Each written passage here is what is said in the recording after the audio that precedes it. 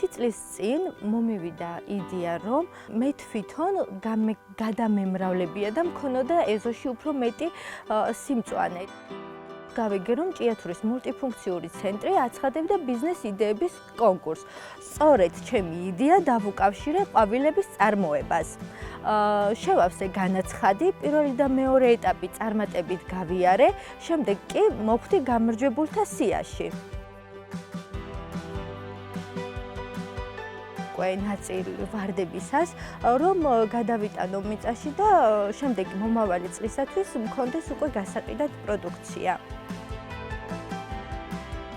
რაც შეეხება გასაღების ბაზარს, ვფიქრობ, რომ პირველი ეტაპისთვის ჩემთვის იქნება უმეტესად რაიონები. 22 წლის ასაკში მულტიფუნქციურმა ცენტრმა და ჯორჯიან მანგანეზმა მომცა იმის შესაძლებლობა, რომ ჩემი იდეა გადავაქციო ბიზნესად და მომავალში გავხდე უფრო წარმატებული და პერსპექტივაც გამეზარდოს.